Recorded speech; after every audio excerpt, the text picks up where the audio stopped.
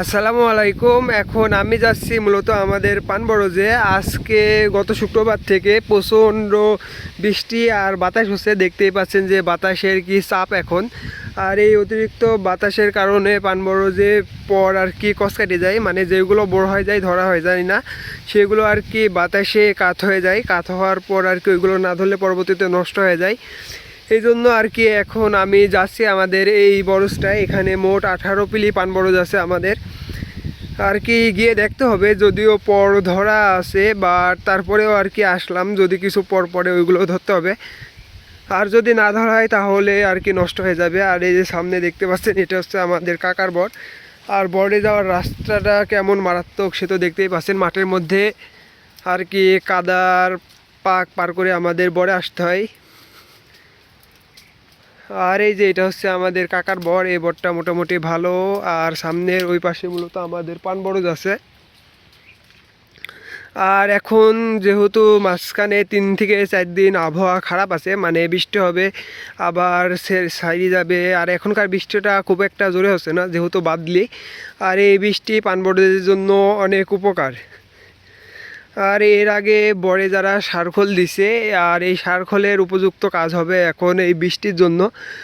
আর এখনও অনেককে আর কি বরে সারখোল দিচ্ছে বরে পান বড় করার জন্য। আর এই যে এখন আমি চলে আসছি আমাদের এই পান বরজে।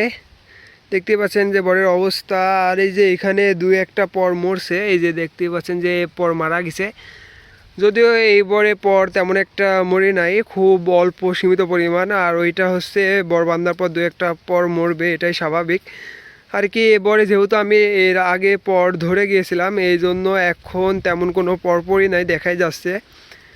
আর আলহামদুলিল্লাহ এই বরের অবস্থা সবথেকে খারাপ ছিল। এখন আর কি মাথা একটু ভালো হচ্ছে, কিছু কিছু বড় পান কাটছে মাথায়। মাথা এখন বৃষ্টি হচ্ছে যেহেতু, এই জন্য বৃষ্টির আবহাওয়া পালে আর কি বর একটু তাড়াতাড়ি বাড়ে। আর এখন আর কি বর বাড়ার উত্তম সময়। সামনে যেহেতু শীতকাল, শীতের মধ্যে বর কোনো রকম বাড়তে চায় না, মানে যেমন অবস্থায় থাকে অমনই, মানে খুব অল্প বাড়ে। আর বর বাড়ার উপযুক্ত সময় হইল এখন। আর বৃষ্টি ছেড়ে যাওয়ার পর যখন রোদ হবে, তখন রোদ খাওয়ার পর পরের মাথা বলি হবে, অ্যান্ড বড় হওয়ার পর তখন আর কি পান ধরবে।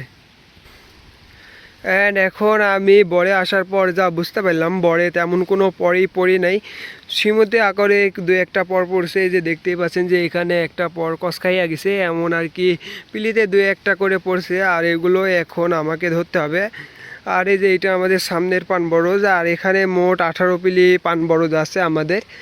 আমাদের এই সাইডে যেহেতু সবই পান বরজ বেশিরভাগ, এই জন্য কোনটা কার বর এটা আপনাদের আর কি ভিডিও দেখতে আর কি বুঝতে একটু সমস্যা হয়।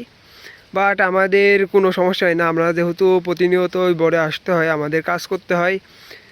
আর বরের অবস্থা মোটামুটি ভালো। আর এই বরটায় তেমন বেশি পর নাই অন্য বরের তুলনায়। আর এই বরটা অনেকটাই খারাপ ছিল, তারপরেও আলহামদুলিল্লাহ এখন আর কি মাথাটা ভালো হচ্ছে। মাথাটা ভালো হওয়ার পরে পর বাড়ছে। আর এইটা হচ্ছে মাঠের মধ্যে, দেখতেই পাচ্ছেন যে চারিপাশে ধানের ভুঁই। আর বাইরে দেখলে বুঝতে পারছেন যে কি পরিমাণ বাতাস হচ্ছে। আর এই যে এটা আমাদের বরের পুকুর, যেহেতু এইটা নতুন বর, এই বর করার বয়স বেশি দিন হয়নি, এই জন্য এখানকার পুকুরটা ছোট।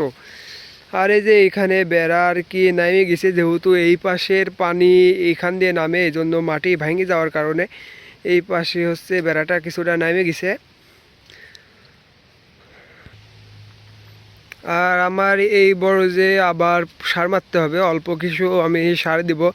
মনে করছি আজকে দিব না, আজকে গুড়ি গুড়ি বৃষ্টি হচ্ছে, দেখা যাক। কালকে আবহাওয়া একটু ক্লিয়ার হওয়ার কথা আছে, যদিও বৃষ্টি হবে কিন্তু একটু ক্লিয়ার হওয়ার কথা আছে। এই জন্য আমি ভাবছি যে কালকে সারটা দিব, তাহলে আর কি কাজ হবে। সার দেওয়ার পর আর কি দরে 1টা থেকে 2টা করে কোপ দিয়ে দেবো, যাতে বৃষ্টি হলেও সব সার আর কি পানিতে ধুয়ে না যায়। আর আমি যখনই এই বটটায় আসি, এখানে সব থেকে আকর্ষণীয় বিষয় হচ্ছে সামনের এই মাঠটা।